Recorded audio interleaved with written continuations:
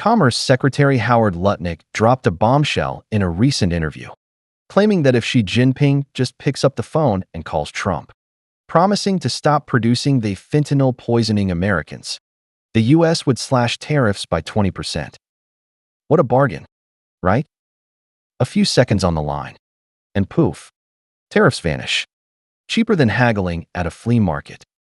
Too bad international trade isn't a street stall where Trump's mood swings dictate the rules.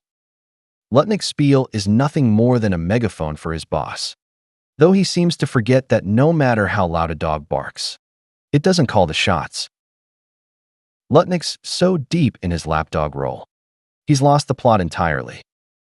He's pinning fentanyl on China like it's some grand conspiracy. Let's get the facts straight. Fentanyl's an anesthetic, a medical drug used worldwide.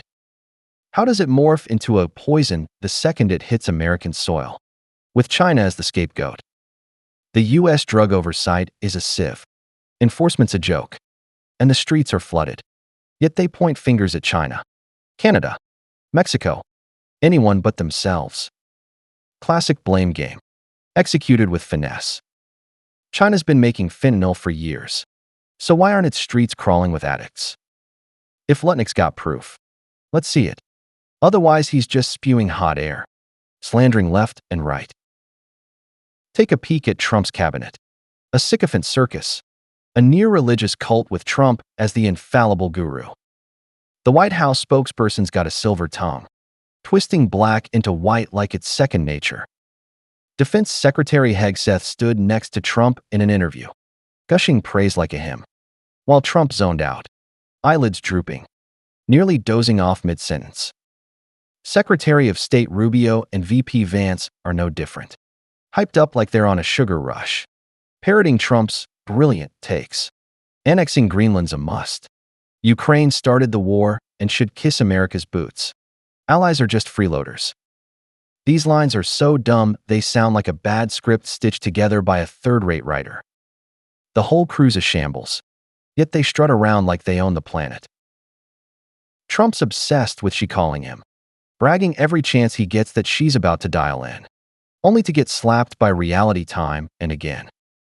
Lutnick's latest stunt is just more cheerleading, hoping Beijing bites and rings up Trump to let him flex his world leader muscles. Problem is, he's so used to playing the loyal pup, he can't think straight. China's never seen Trump as some blackmail maestro worth begging for mercy. Trump thinks he's the center of the universe, but China's ready with matching tariffs, standing firm. So who's scared of who here? If a phone call could fix everything, the US wouldn't be in tariff wars with half the globe. Everyone would just chat it out, shake hands, done deal. But Trump's a flip-flopper with zero credibility. Verbal promises are worthless. Signed contracts mean nothing since he'll tear them up by breakfast. F-35 deals get axed on a whim.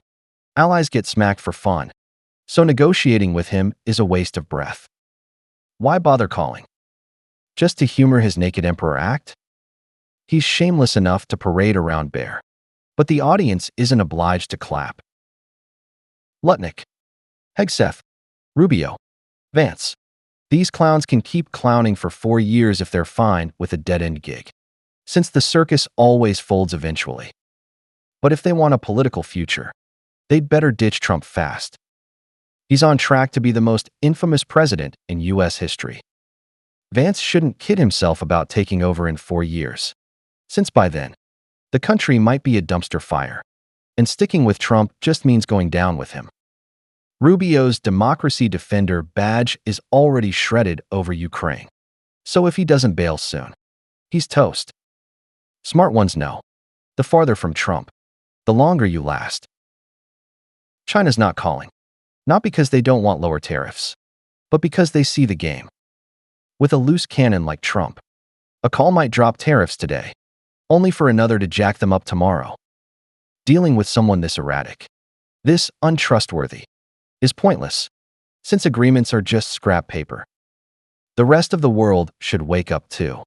While Trump's in charge, safety's a mirage, fleeting at best. He'll swing the stick whenever he feels like it, with excuses galore.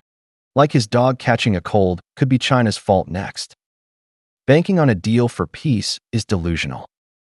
Trump's a rule wrecker, so as long as he's around, no one's sleeping easy.